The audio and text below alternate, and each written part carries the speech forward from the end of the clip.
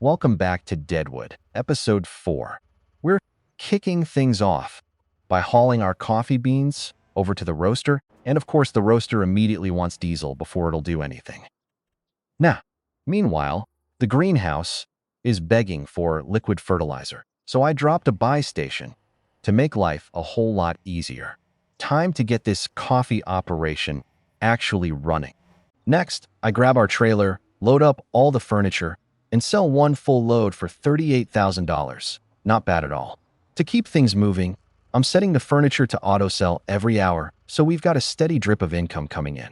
Now we'll crank up the time and let Deadwood do its thing. See you in October.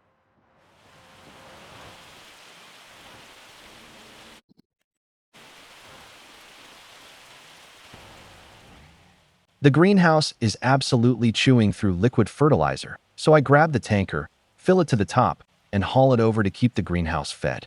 This thing is drinking fertilizer like it's trying to win a contest, but at least the tanker finally gets the job done. Now I grab a load of silage and sell it for $24,000. Easy money. Then I load up some roasted coffee beans and sell those for almost $50,000. Now that's the kind of money I like to see. Coffee might actually save this farm. The sawmill is finally ready to be filled, so I grab a load of wood and dump it in. Then flip every switch on the panel to get the whole operation running.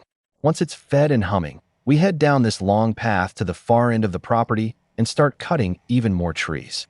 Deadwood never lets us rest. If there's a tree standing, it's basically a to-do list item. Ladies and gentlemen, please welcome to Farm Sim, Dr. Dre and Snoop Dogg!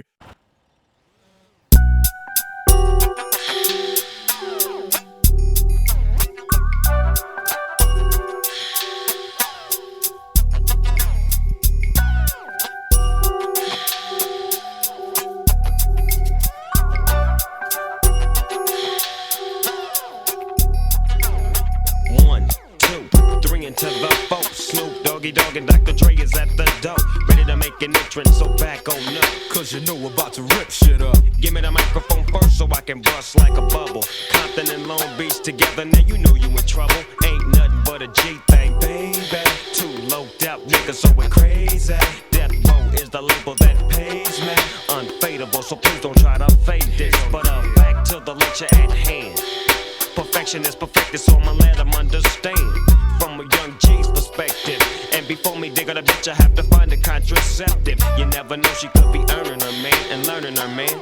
And at the same time burning her man. Now you know I ain't with that shit, Lieutenant. Ain't no pussy good enough to get burned while I'm a bandit. Yeah. And that's realer than real deal Holyfield. And now you hookers and hoes know how I feel. Well, if it's good enough to get broke off a proper chunk, I take a small piece of some of that funky stuff. It's like this and like that and like this and it's like that and like this and like that. It's like this and like that and like this and Dre creep to the mic like a fan. Well, I'm peeping and I'm creeping and I'm creeping, but I damn near got caught cause my beeper kept beeping. Now it's time for me to make my impression felt. So sit back, relax and strap on your seatbelt. You never been on a ride like this before, with a producer who can rap and control the maestro. At the same time with the dope rhyme that I kick. You know and I know I flow some old funky shit to add to my collection. This selection symbolizes dope. Take a toke but don't choke. If you do, you have no clue of what me and my homie Snoop Dogg came to do. It's like this and like that and like this and it's like that and like this and like that and it's like this. And who gives a fuck about those? So just chill to the next episode.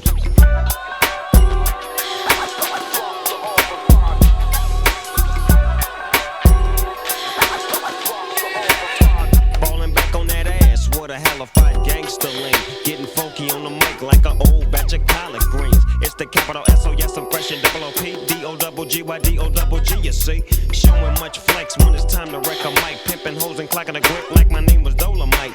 Yeah, and it don't quit. I think they in the mood for some motherfucking G shit. Yeah. So Dre, what up, dog? Gotta give them what they want. What's that, G? You gotta break them off something. Hell yeah. And it's gotta be bumpin'. City of Compton. It's where it takes place, so showing that, show attention. Mobbing like a motherfucker, but I ain't lynching. Dropping the funky shit that's making the sucker niggas mumble. When I'm on the mic, it's like a cookie, they all crumble. Try to get close and your ass will get smacked. My motherfucking homie Doggy Dog has got my back. Never let me slip, cause if I slip, then I'm slipping. But if I got my Nina, then you know I'm straight tripping. And I'ma continue to put the rap down, put the Mac down. And if your bitches talk shit, I have to put the smack down. Yeah, and you don't stop. I told you I'm just like a clock when I tick and I talk. But I'm never off, always on till the break of dawn. See you when PTO in the city they call Long Beach. Putting the shit together like my nigga DOC. No one can do it better like this, that, and this, and it's like that, and like this, and like that, and it's like this. And who gives a fuck about those? So just chill till the next episode.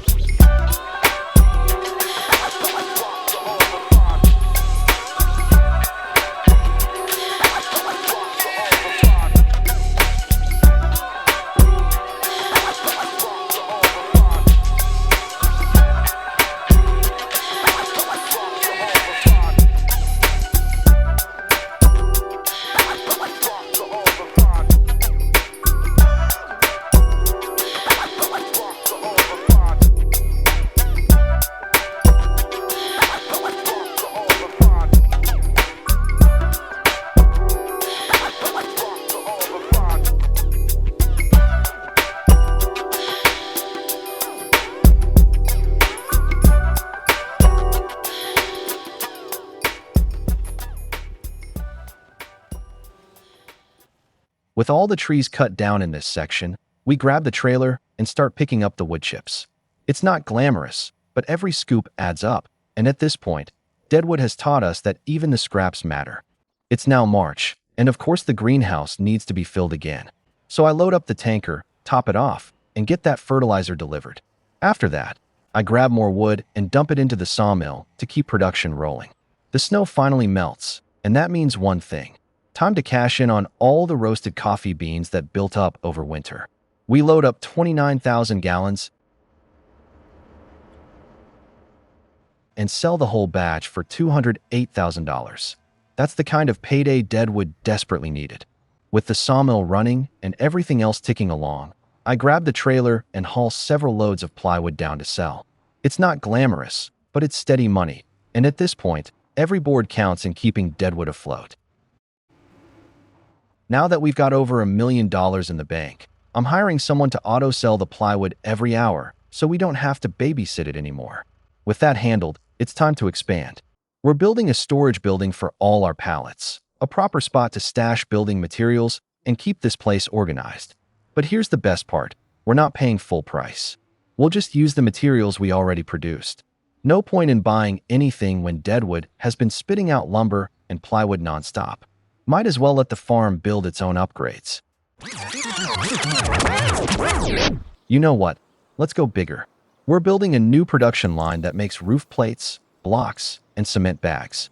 If we're already drowning in building materials, we might as well turn them into something even more profitable. Deadwood is slowly becoming its own construction company. It's now June, year 3, and the grass is finally high enough to mow. I'm only cutting a portion of it and picking that up with the wagon. But honestly, I think it's time to overhaul this whole area. I'm leaning toward plowing the entire field and putting down actual grass seed. Or maybe we go alfalfa instead. If we seed alfalfa, we can mow the whole area with our forage harvester, which would save us a ton of time and finally make this field feel efficient instead of whatever Deadwood thinks it is right now.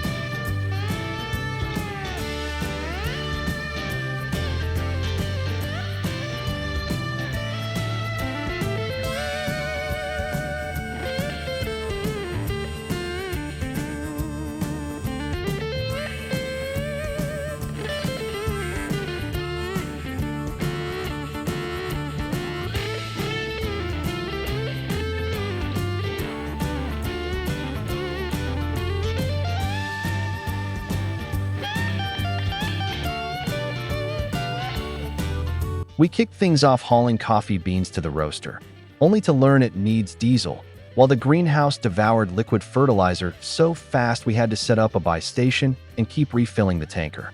We sold furniture, silage, and roasted coffee, pulling in some big payouts, including a massive $208,000 coffee haul.